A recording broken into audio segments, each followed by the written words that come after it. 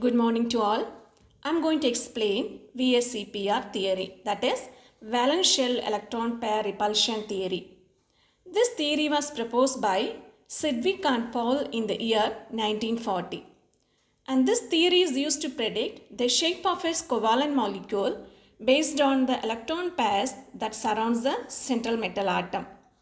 Always the geometry of a covalent molecule depends on the number of valence shell electron pairs surround the central atom and the repulsion of the bonding and non-bonding electrons in the molecules. Let me explain the postulates of valence shell electron pair repulsion theory. The first postulate is, in polyatomic molecule, one of the constituent atom is identified as the central atom to which all other atoms are connected.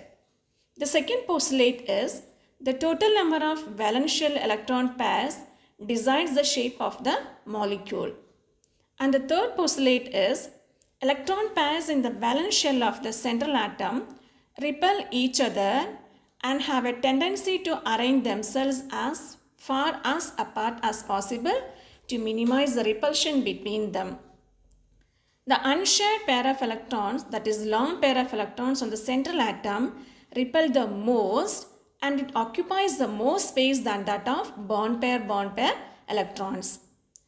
Always the repulsion between lone pair electrons will be more than that of the repulsion between lone pair bond pair electron, and which will be more than that of the repulsion between bond pair electrons. Okay, by knowing all these postulates, how to predict the geometry of a covalent molecule based on the VSEPR theory? For that we have to follow certain steps. The first step is we have to determine the central metal atom. Usually the least electronegative atom is considered as the central atom. The second step is count the total number of electrons belong to the outermost shell of the central atom.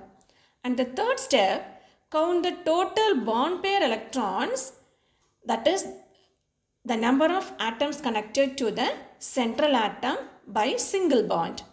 And the fourth step is calculate VSEPR number. That is always will be equal to the half of the number of valence electrons plus number of atoms connected to the central atom through single bond.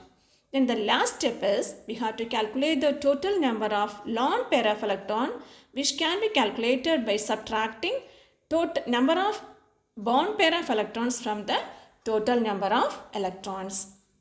So if the VSEPR number is 2, always the molecule will possess a linear geometry, and if the VSEPR number is 3, molecule will have trigonal planar geometry.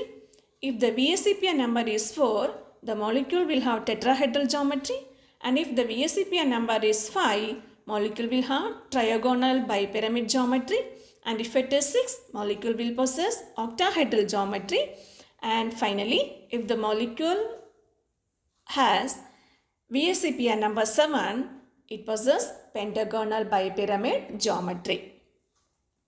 Let me explain the geometry of AX2 type molecules. AX2 type molecules means molecules like beryllium dichloride, beryllium difluoride, like that. So here I have considered the example BeCl2.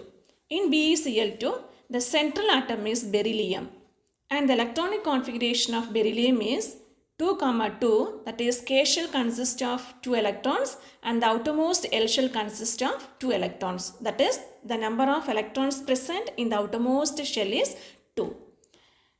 And the number of electrons contributed by chlorine atom is also 2. So VSEPR number is equal to 1 by 2 into 2 plus 2, that is equal to 2.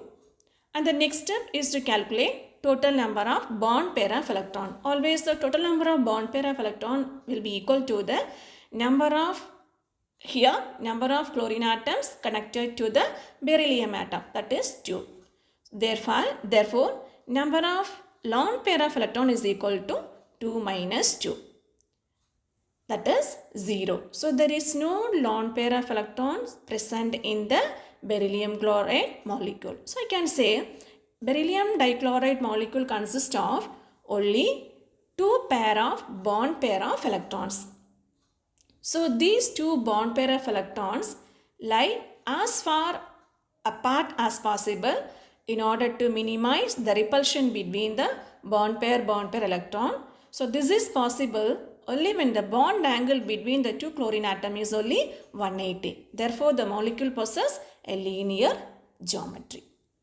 And the next one is AX3 type molecule, that is BF3 molecule is a very good example for AX3 type molecule. In BF3 molecule, the central atom is boron.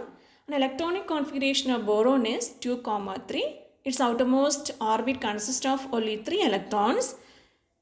Similarly, the number of electrons of fluorine involved in bond formation is also 3. Therefore, VSEPR number is equal to 1 by 2 into 3 plus 3, that is 3. So, I can say total number of bond pair of electron is equal to total number of fluorine atoms connected to the boron by means of single bond, that is equal to 3. So, number of lone pair of electron is equal to 3 minus 3. So, I can say in BF3 also there is no lone pair of electron. The molecule consists of only 3 bond pair of electrons. And all these 3 bond pair of electrons lie as far as apart as possible in order to minimize the repulsion. And this is possible only if the bond angle between the fluorine atom is 120 degree. So, I can say the molecule possesses a trigonal planar geometry. And the last one is geometry of AX2 E-type molecule. And here AX2 E-type molecule means there are 2 atoms connected to the central metal atom A, and there will be 2 lone pair of electrons also. Best example for this type of molecule is actually water. In water, central metal atom is oxygen. An electronic configuration of oxygen is 2, 6. And the number of electrons in the outermost shell of oxygen is also 6. So, I can say VSEPR number is equal to 1 by 2 into 6 plus 2. This is equal to 4. And here in water molecule, there are 2 hydrogen atoms connected to the central metal atom oxygen. Therefore, the number of bond pair of electron is also 2. And the number of lone pair electron is equal to total number of electron, that is 4 minus number of bond pair of electron 2, that is equal to 2. So, I can say in water molecule there are 2 bond pair of electrons as well as 2 lone pair of electron. And the repulsion between the lone pair electron will be maximum. Therefore, the 2 lone pair of electrons occupies more space. Therefore, water molecule possesses a distorted tetrahedral geometry. So, I can say the molecule possesses bend shape and the bond angle will be 105.5 degree. Thank you.